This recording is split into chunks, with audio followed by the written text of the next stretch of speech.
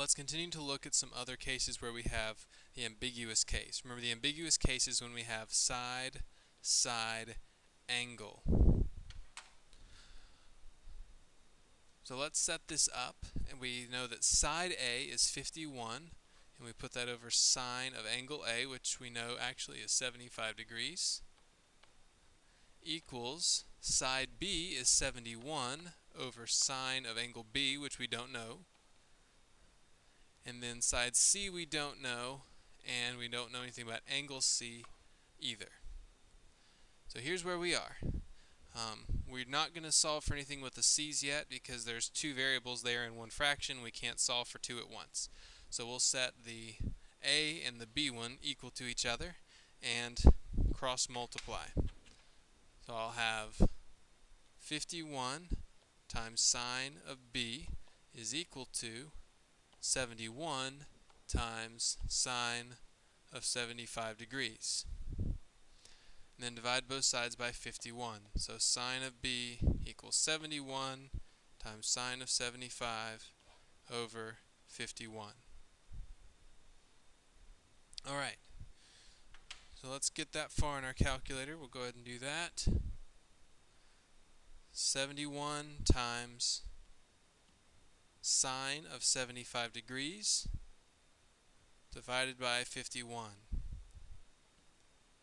So we get 1.3447. So we get sine of b equals 1.3447.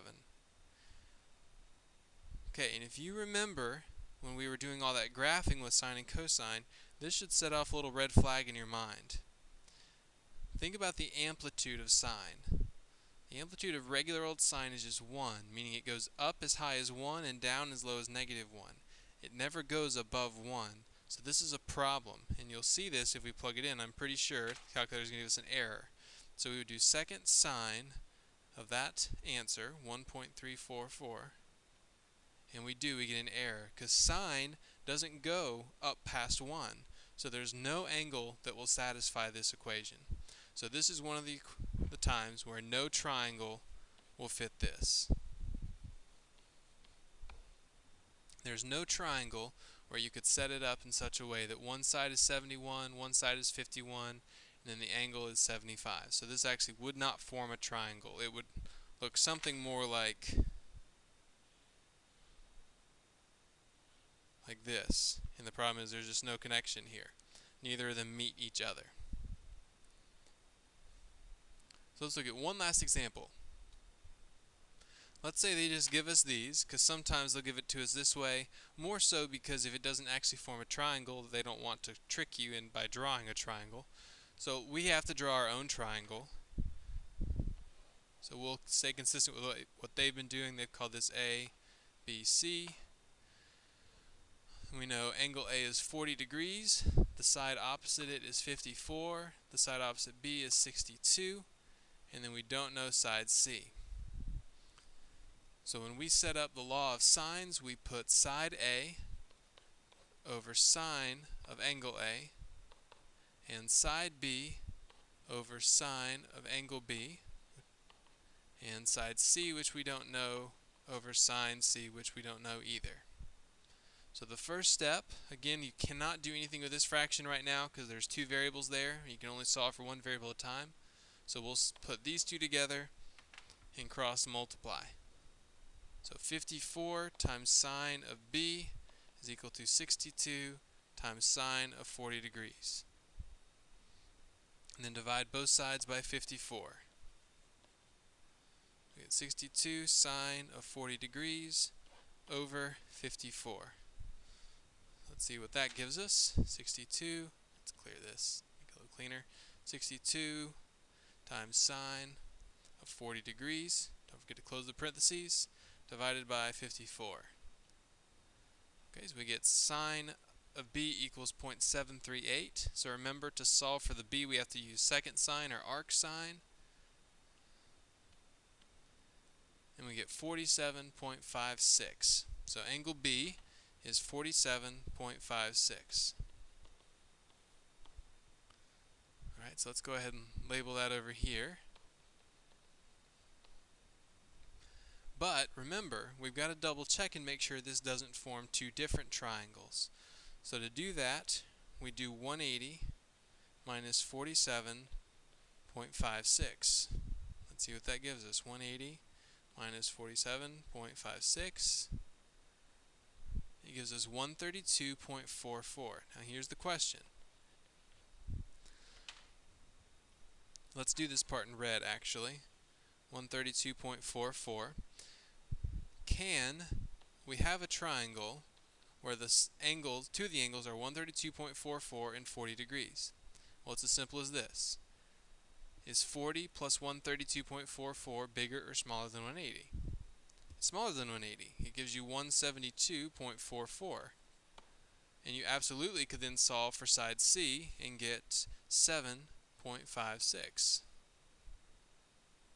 So we have two scenarios here. We could have angle B as 132.44 and angle C as 7.56, which is what's labeled in red, or we could have the angles as angle B is 47.56, and then let's see what C would be. 180 minus 40. That one's not changing, and then we're looking at the blue scenario right now. We get 92.44. So unfortunately that means we have to go back and do two sets of problems. So let's first do it in blue. We have solved for B in this blue scenario, and we've said that it's going to be 47.56. And that C is going to be 92.44. So the last thing we need to do is solve for side C. So I'm just going to do this one times this one, and do C times sine of 40 degrees is equal to 54 times sine of 97.44. And then divide both sides by sine of 40 degrees.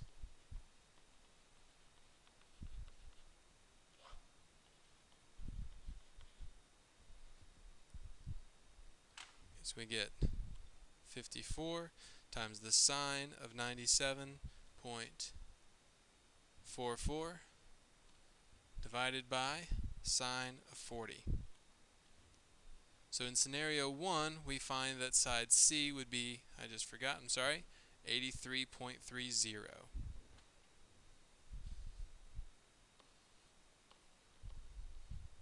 And that would solve one of our two triangles. So now I'm going to come down here and draw a new set, and we'll do it for the red scenario where we have 132.44 and what was the other one? 7.56. Okay, so let's draw that out. 54 over sine of 54 equals 62 over sine of 132.44 equals C over sine of 7.56. I think that's what it was. Yes, it was.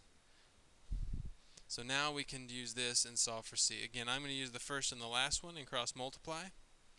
So I'm going to get C times sine of 54 degrees equals 54 times sine of 7.56 degrees, and then divide both sides by sine of 54.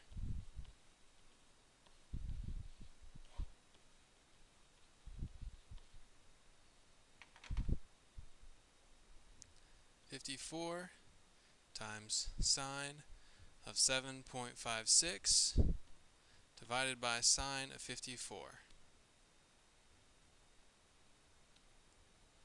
And we get 8.78 for that third side.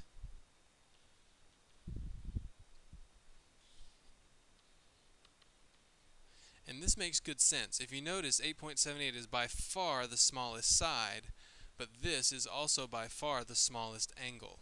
And that's on purpose. The smallest angle will always have the smallest side with it. The middle one will have the middle with it, and the biggest will have the biggest with it.